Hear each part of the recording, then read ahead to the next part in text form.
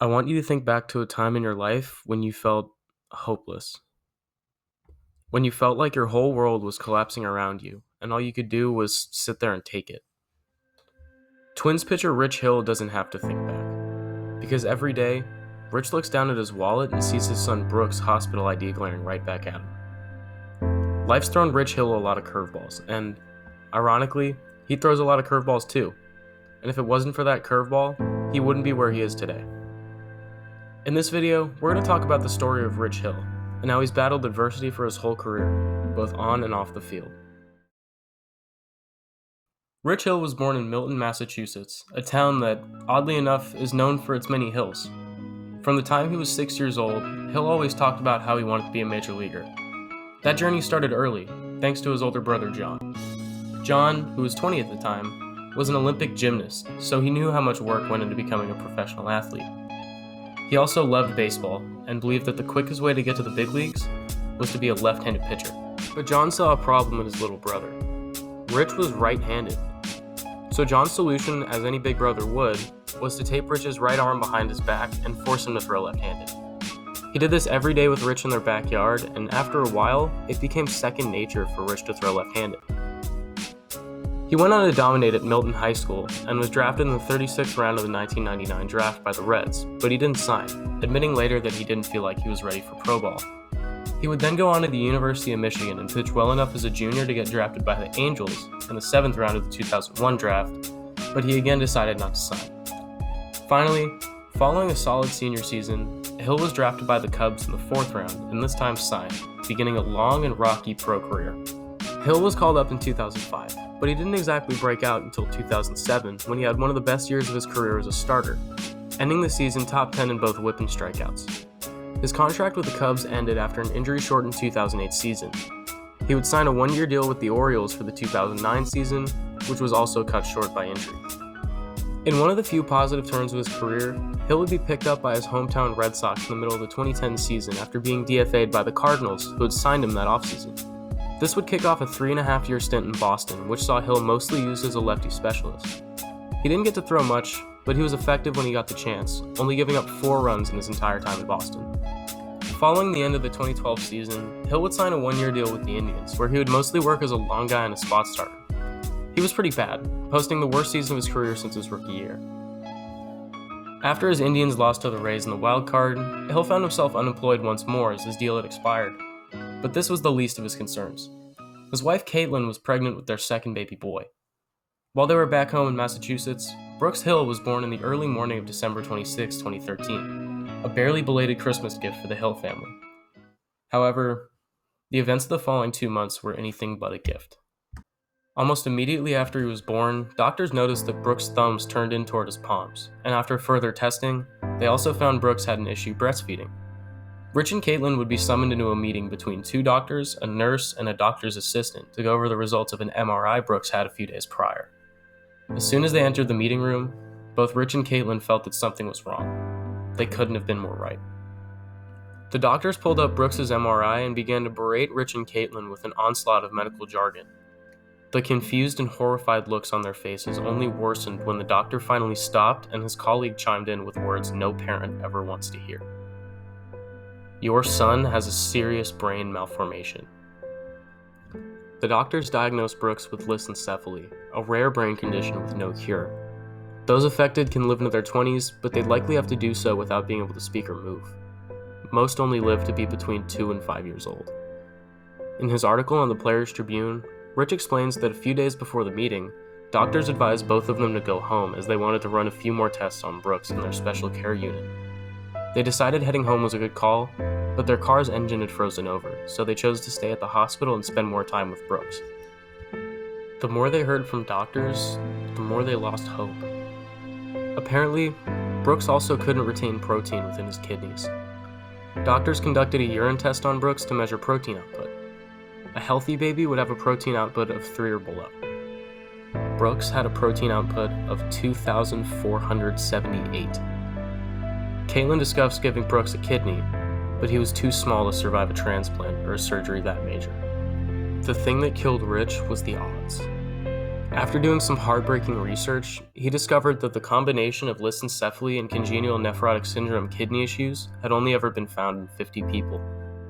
Of all the people this could have happened to, it happened to Brooks. A month or so passed, and nothing changed. Brooks hadn't really opened his eyes much, and he had a lot of trouble breathing.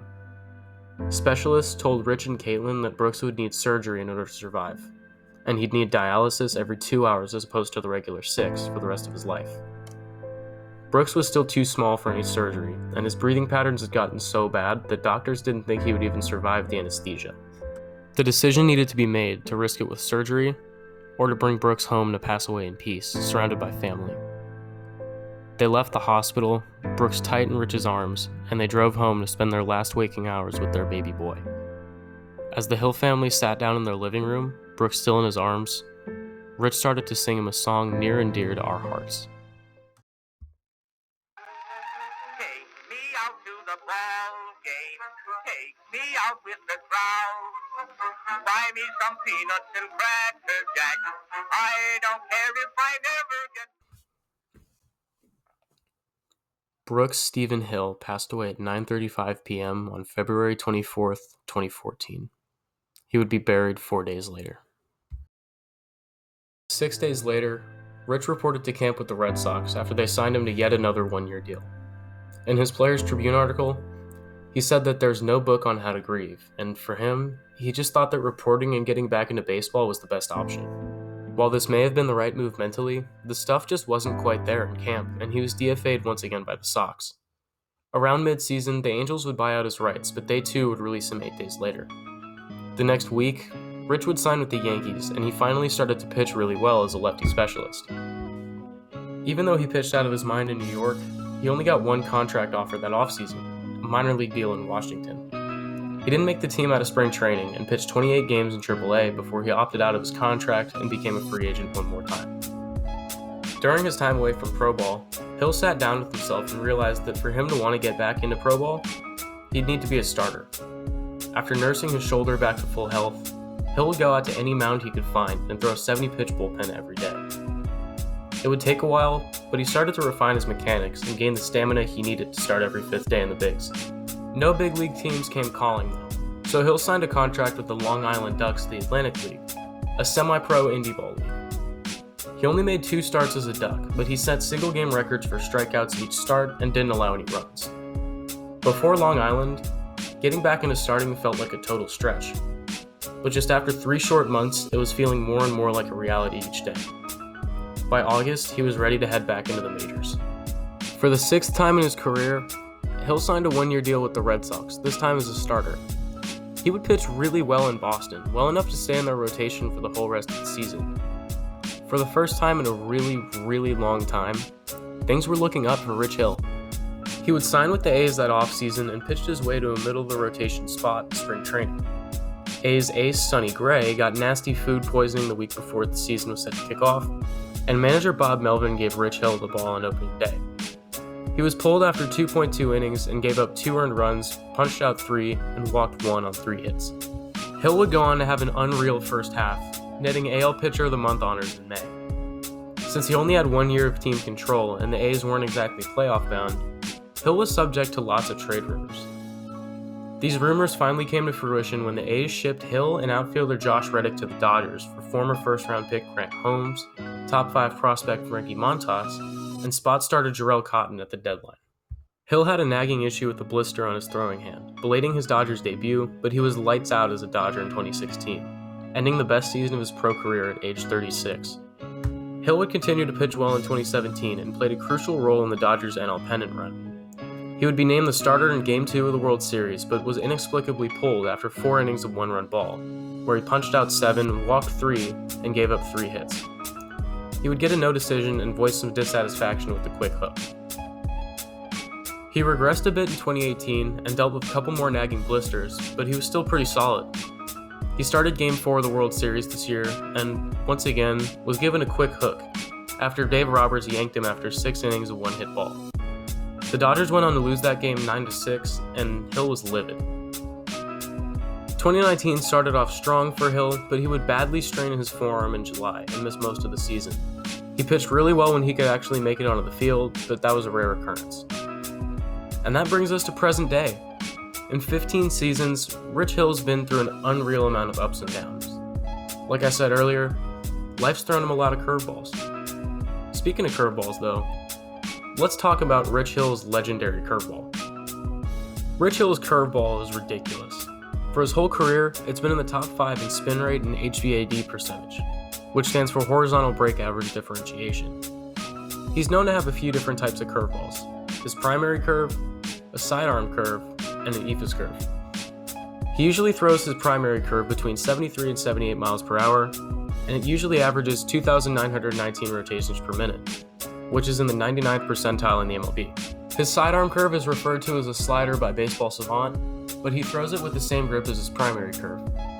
He rarely breaks this bad boy out, but when he does, it's usually as a strikeout pitch. He throws it between 70 and 73 miles an hour and spins it at 2,828 rotations per minute. His sidearm curve has a 50% K rate and a 38.9% whiff rate. Last but not least, he's got his filthy ephus curve. He never touches above 70 with it, and he has a 67% K rate with it. He only threw 17 ephuses this past year, but he's whiffed a lot of guys with it in the past, and it's disgusting. And there you have it. That's the story of Rich Hill.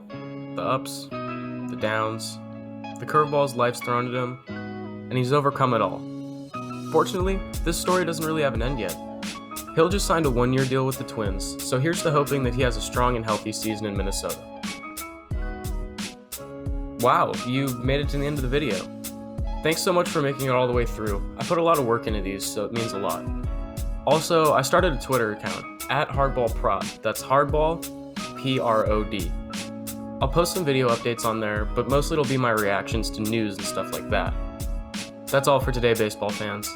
Thanks so much for watching, and I'll see you in the next video.